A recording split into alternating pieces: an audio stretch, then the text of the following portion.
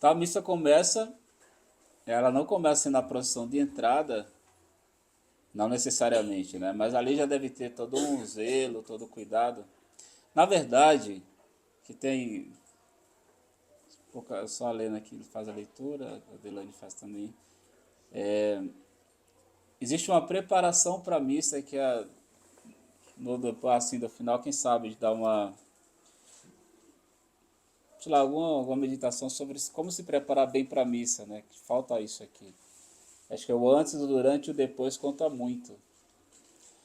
Então, já na sacristia, não é a nossa realidade aqui, não é só o problema da Nossa Senhora da Assunção, mas de modo geral, você não consegue se preparar para a missa. A sacristia sempre é conversa. Eu lembro que no início, quando eu cheguei aqui, eu quero, antes da missa, né, eu quero fazer a oração. Tem uma oração lá, o padre vai colocando os paramentos e vai rezando, né? Você está lá rezando, chega um padre e tal coisa, padre e tal coisa. Aí, Deus, deixa isso para lá, eu desisti. Embora tenha pedido, né? Então, a sacristia, na hora antes da missa, eu penso que o padre deveria ficar sozinho, ele mais um acólito só para ajudar, caso precise, né? Porque ele precisa fazer as orações, tem a oração lá de preparação. Não é uma obrigação, tá? É que o padre pecou porque não fez. Não, não é uma obrigação. Existe esse mandamento. Mas é extremamente importante porque ele está se preparando para um grande evento, né? Um grande momento que é a celebração do Santo Sacrifício da Missa. Isso o padre, isso quem vai fazer leitura, isso quem vai servir o altar, isso quem vai cantar a missa, todos devem ter, quem vai participar da missa, todos devem ter essa preparação, todos. E aí, graças a Deus, aqui nós temos esse bom costume, vamos conseguir muito mais com a graça de Deus, que é manter o silêncio antes da missa. Mesmo que a missa atrase, como foi o caso de hoje, né? Fica lá, suportando, sem murmurar, porque é um grande momento. Então tem aí a procissão de entrada. E quando o padre chega, ele vai, beija o altar como sinal de reverência a nosso Senhor, que hoje o altar representa Cristo. Mas tem outra explicação, porque no altar, a gente já falou sobre isso, né? Tinha a pedra d'ara, que era a relíquia de algum santo, no altar mesmo. Então um buraquinho assim no altar, colocava a relíquia ali. Se você for nas igrejas antigas lá do centro, eu acho que aqui em São Judas tem, não sei. Aqueles altares ficam nas laterais, pode mexer assim que você vai ver que tem uma pedra. É um buraco ali. Pode ver. Eu não sei se São Judas tem, vou tirar esses altares das laterais. Eu sei que tem as imagens, mas não sei se tem os altares. Mas algumas igrejas antigas, é conservado lá a pedrinha lá. Santa Generosa tem. Essas igrejas antigas, né? E ali colocava a relíquia de algum santo. Também não foi proibido, né? É possível ter no dia de hoje. A nossa paróquia ainda não tem, mas Deus proverá aqui quando a gente inaugurar a Assunção. Teremos lá a relíquia de um santo, né? Que é bom manter esses sinais, né? Agora veja, depois que beija o altar, quando é missa solene, a gente vai incensar. Quando não, já começa com o grande sinal da cruz. Olha a riqueza disso aqui. E se Deus nos dá a graça de crescermos espiritualmente, sobretudo na missa, se já começa com o sinal da cruz, já estamos falando que estamos iniciando o santo sacrifício com o sinal da cruz. Tá vendo? Então não se começa com bom dia, boa tarde, como vocês estão, que é o aniversariante de hoje, que nada disso. A missa começa com o sinal da cruz. Claro, quer dar os cumprimentos, dê os cumprimentos, mas saiba que a missa começou com o sinal da cruz. Falando que quem faz está errado. Mas sempre é importante manter isso aqui, né? Porque eu sou um pouco deficiente de conhecimento, vocês também podem ser. E se a gente não valorizar os sinais, acaba perdendo muita coisa. Bom, aí vai o incenso, né? O incenso é um perfume destinado a ser a se consumar em honra de Deus. Então, você usa lá o incenso, que tem aquele suave odor, e ali vai sendo consumido em honra a Deus. Uma espécie de sacrifício, lógico que não é um sacrifício, é totalmente diferente. Aí você coloca lá o incenso na brasa e o incenso vai se consumindo, né? Daqui a pouco ele acaba, servindo a Deus. É a mesma coisa das flores ao pé do altar, né? A beleza dela vai sendo... ela vai perdendo a beleza dela no altar. Assim deve ser a nossa vida, né? Deve se consumir diante do altar de nosso Senhor, como as flores, como a vela. Ela tem esse sentido também, ela vai se consumindo, né? Sempre servindo a Deus. Assim deve ser a nossa vida também. Mas nesse caso, a Santa Igreja toma essa cerimônia de incensar do próprio céu, onde São João o contempla. Está em Apocalipse, capítulo 8, versículo 3, se eu não me engano. Então, o anjo apresentando a Deus as preces dos santos, representada pelo incenso. Aquela fumaça que sobe é o símbolo das nossas orações, que é levada até Deus e ali é apresentada pelos anjos, ou pelo anjo. Então, o incenso tem essa situação, né? O perfume, que é o suave odor de Cristo, ela vai se consumindo ali ao serviço de Deus, e a fumaça que sobe aos céus, que é o símbolo das nossas orações, que chega até Deus.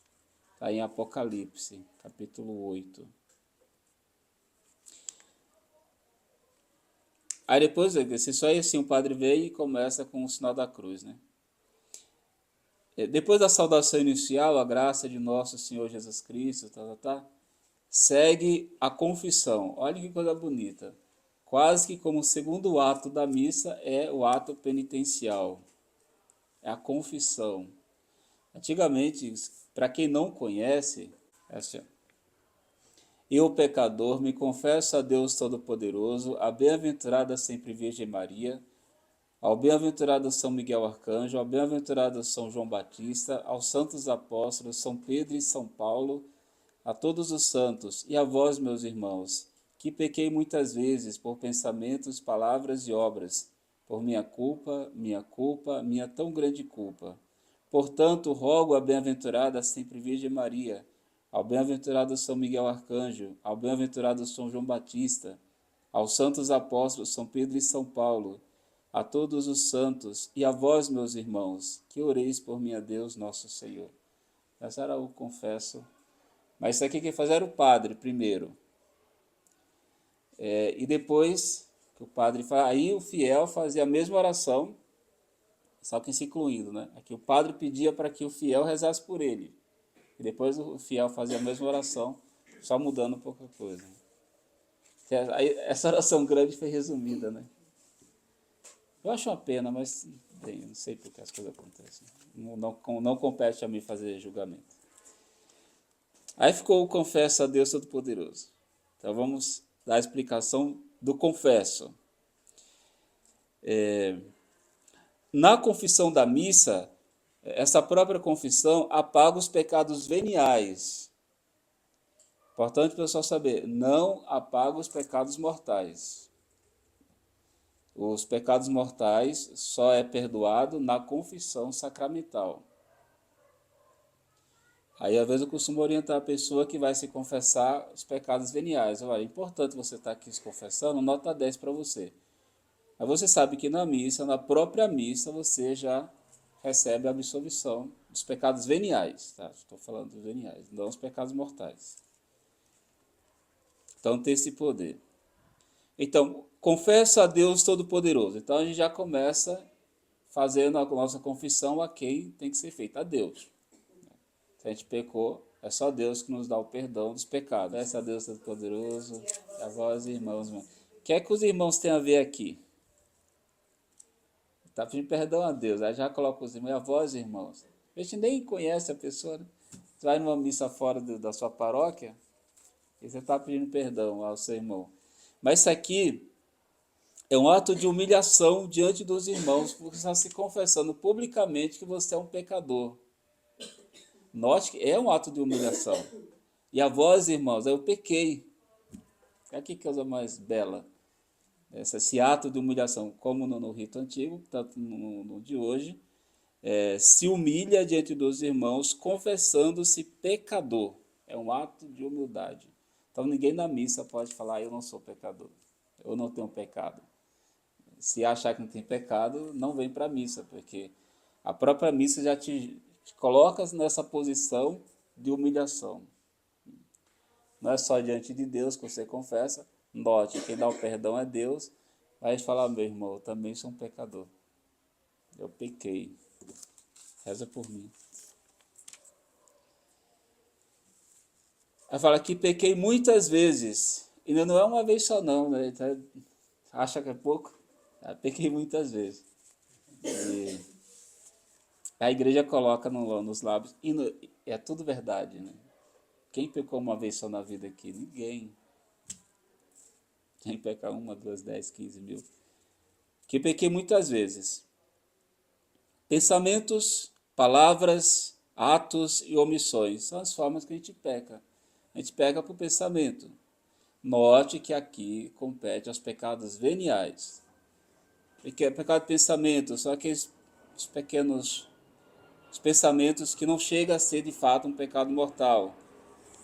Me deleitei numa pequena preguiça, no pensamento mal do próximo, fiquei alimentando ali, mas depois mandei embora imediatamente. Palavras, alguma murmuração que eu possa ter feito durante o dia ou durante a noite, pode acontecer. Atos, posso ter cometido uma pequena gula, uma pequena preguiça, ter pegado lá 10 centavos que não me pertence. Então, pode acontecer. A omissão, deixei de fazer o bem, deixei de fazer uma correção, deixei de fazer algum apostolado. Então confesso a Deus Todo-Poderoso e a vós, irmãos e irmãs, que pequei por pensamentos, palavras, atos e omissões. Sou um pecador profissional.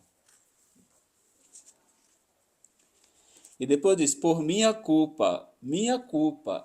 tão grande culpa. A galera tá no mensagem isso aqui, né? E aí é uma coisa importante, porque nesse ato de contrição tão pequeno, a igreja já quer dizer, olha, você não pecou por causa do seu esposo, da sua esposa, por causa do seu tio, por causa do diabo, por causa do mundo. Você bate no peito e diz, é minha culpa. O diabo não tem nada a ver com isso. Isso é verdade, viu? O mundo não tem nada a ver, o vizinho não tem nada a ver, a senhora que gritou comigo no ponto de ônibus não tem nada a ver. Minha culpa, e bate a terceira vez, minha tão grande culpa. Então, ninguém tem nada a ver com isso. Isso é importante para a gente não cair na ideia de que eu pequei por causa de fulano, eu pequei por causa desse crânio. Então a gente tenta sempre fazer uma correção fraterna na caridade, né?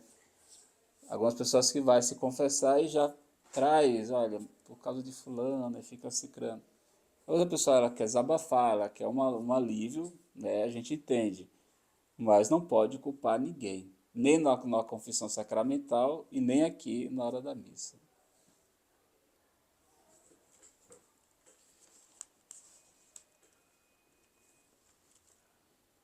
Então, pequei porque eu quis, ninguém me forçou a nada. E aí você pega a história dos mártires, né? Sempre falo desse exemplo, sempre me vem Santa Maria Gorete. É uma das histórias mais bonitas. Existem muitas histórias bonitas de mártires, mas Maria Gorete me encanta, porque diante da faca ela não vou pecar. E não pecou. Então a gente aprende assim com os santos, que só pega porque quer. E aí aquela passagem de Nosso Senhor, não tenha medo se ele for tirar a sua vida. Você vai tirar a vida do corpo, mas da alma ninguém tira. Só quem pode tirar a vida da minha alma sou eu mesmo. Olha a gravidade disso aqui, não é? A riqueza, como é bom a gente aprender esse negócio. O diabo não tira a vida da minha alma, o mundo não tira a vida da minha alma, meu amigo, meus irmãos, meus parentes, ninguém tira a vida da minha alma. Só eu consigo fazer isso. Só eu. Você tira a vida do meu corpo, mas a minha alma você não tira. E depois se dirige aos santos. Como é que segue aí? Vê se a gente lembra. Confesso a Deus Todo-Poderoso e a vós, irmãos e irmãs, que pequei muitas vezes por pensamentos e palavras, atos e omissões. Por minha culpa, minha tão grande culpa. O que é que a Virgem Maria tem a ver com isso? Não é? Agora a gente vai apelar à intercessão dos santos.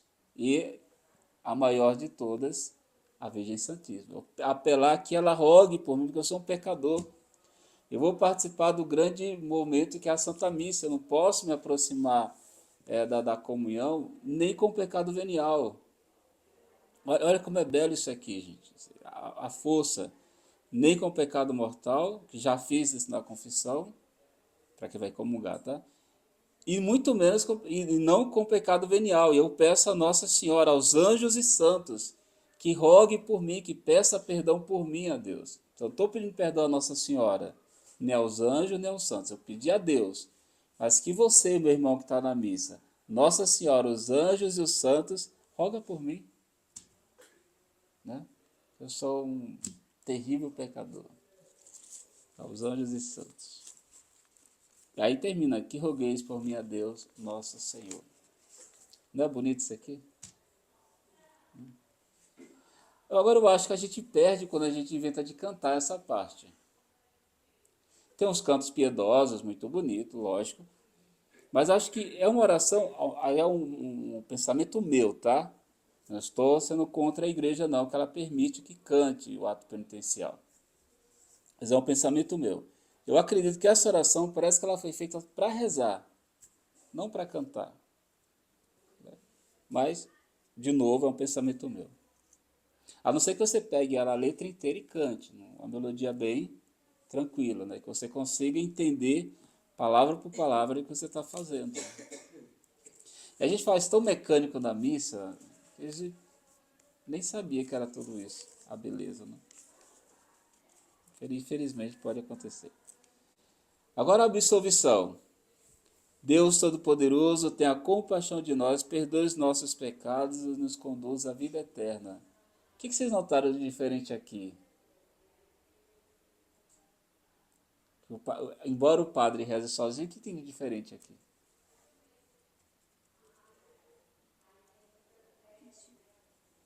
Ele se coloca, Deus Todo-Poderoso, perdoe os nossos pecados, ele está no meio ali. É diferente na absolvição sacramental. Eu te absolvo dos teus pecados. Ali não se coloca. Na consagração, tomai todos e comei, isso é o meu corpo.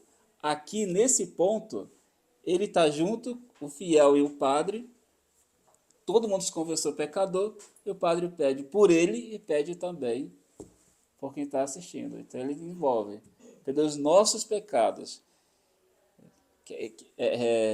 Como ele reza sozinho, né? Ele não faz aquela situação da absolvição, tudo mais, como eu acabei de explicar. Então tá lá, é no plural, somos todos miseráveis. E pede perdão juntos. E aí encerra, que aí parece que é um dos primeiros pedidos da missa, que é o mais importante. Perdoe os nossos pecados e nos conduza à vida eterna. Não pediu outra coisa. Um dos primeiros pedidos da missa, ou é o primeiro pedido, né? É a vida eterna. Pelo sinal da Santa Cruz. Que a gente começou com o sinal da cruz. A gente pediu perdão. E aí encerra essa parte, pedindo que é o mais necessário, a vida eterna. Então, não é emprego, não é cura, não é libertação, nada. É o mais importante. Não é cura interior. Estou falando que isso não é importante, tá? Isso é importante. Mas a igreja parece que já quer dizer para o fiel, olha, o mais importante é que você saia daqui com a graça da vida eterna, da perseverança final. Se vai ser curado ou não, é outro momento. Se vai conseguir emprego ou não, deixa isso quieto. Mas a vida é eterna. A confissão, essa parte aqui, ela é bem antiga. Eu vou ler o texto aqui para você entender. A confissão das culpas, como preparação para o sacrifício, é uma herança da sinagoga judaica. Prescrevia o Levítico em vários pontos e nomeadamente, está no livro de Levítico 16, capítulo 16. Quando todos os anos o sumo sacerdote, ao despedir o bode emissório, sobre ele confessava todas as iniquidades dos filhos de Israel. Como preparação para o sacrifício, a confissão remota aos primitivos tempos e esteve sempre em uso. Exprime admiravelmente a confusão natural que em nós deve despertar a lembrança das culpas cometidas, sobretudo no momento em que mais de perto vamos tratar com Deus, que é a missa. Nos documentos mais antigos e até na própria Epístola de São Tiago, nós o vimos recomendada, sendo dignas de registro as palavras com que a ela se refere o livro, já acima citado, a Didaquê, ou a Doutrina dos Apóstolos, que diz o seguinte: quando vos reunirdes no dia do Senhor, diz esse livro, partiu o pão, dai graças a Deus, depois de ter confessado os vossos pecados, para que o vosso sacrifício possa ser revestido de pureza. Essa é a riqueza. Um momento muito importante, não pode se aproximar com a mínima mancha. Certo? Depois segue, no rito antigo tem uma oração, mas depois vai seguir para o Senhor tem de piedade de nós. Que também é você sabe que antigamente, da reforma, eram 9 vezes, né? Senhor tem de piedade, Senhor tem de piedade, Senhor tem de piedade. Depois Cristo, Cristo, Cristo, depois Senhor, Senhor, Senhor. É para lembrar os 9 coros dos anjos, né? Aí depois, por motivo que eu desconheço, foi tirado. Mas é uma espécie de grito pelo qual a Santa Igreja implora às 3 pessoas da Santíssima Trindade perdão. É o grito dos 10 leprosos: Senhor, tende piedade de nós. Então se pede perdão ao Pai, misericórdia ao Pai, ao Filho e ao Espírito Santo. Você vê que é tão bonito. A gente já pediu perdão, já teve absolvição, mas uma espécie de inquietação, um desejo de se purificar. Agora grita a Trindade Santa: tem piedade de nós, tem piedade de nós, tem piedade de nós. Isso aí, todas as ladainhas tem isso aí, né? Me permita ler essa parte aqui, que eu achei muito importante, que eu não quis resumir, eu quis ler por inteiro para vocês. É esse livro aqui, ó. A Santa Missa na História e na Mística. Muito bom, né? Então eu vou ler e vou explicar. Quanto seria para desejar que fosse proferido o Kyrie com aquela devoção e fervor que a sua significação merece? Não é verdade que deveria ser outras tantas setas de amor a atravessar o coração divino? Jesus não resistiu a esse grito que miseráveis, maltrapilhos e doentes saltavam desde os becos das ruas à sua passagem, que é o caso das leprosas. É que Deus não despreza um coração contrito, humilhado e amoroso. Importa, pois, muito que se recite o Kyrie, a fim de incitar nos corações e nas mentes a verdade de que somos uns miseráveis que necessitamos do auxílio divino. Façamo-lo sim, com fé, como os necessitados do Evangelho. Senhor, tende piedade de nós. Não é mais um efeito na mesma, a riqueza, eu sempre vou repetir essa palavra, a riqueza que é a gente se colocar nessa situação, e diante de Cristo é válido, não é exagero nenhum. Eu sou um miserável, Ele é a misericórdia. Eu sou um enfermo, Ele é o médico. E por isso eu grito para Ele. Vou gritar para quem? Vou gritar para Ele. Qual fosse o entusiasmo de alguns Kyries na Idade Média bem se nota nos variados, intercalados de palavras e ideias que desenvolvem a aspiração. Sirva de exemplo um desses Kyrie, que se encontram em um missal impresso em 1531. Esse missal é dessa forma. Olha que bonito. Senhor, que acolheis as dignas preces que elas vos dirigem em prol do mundo, tende piedade. Cristo, Deus gerado do Pai, homem nascido da Mãe Maria, tende piedade de nós. Cristo, dado ao mundo pelas entranhas da Beata Virgem Maria, tende piedade de nós. Cristo, recebendo os louvores que tributamos à Imaculada Maria, tende piedade de nós. Senhor Espírito Santo, que com a sombra da vossa virtude cobristes o seio de Maria, tende piedade de nós. Senhor, que transformastes em cela nupcial o seio da Virgem para o Cristo, tende piedade de nós. Senhor, que sois o Espírito que elevastes Maria acima dos céus, dai-nos que, mediante vosso poder, lá o sigamos. Espírito Divino, tende piedade de nós. Então, não está no missal isso aqui, tá? É um missal antigo, de 1531,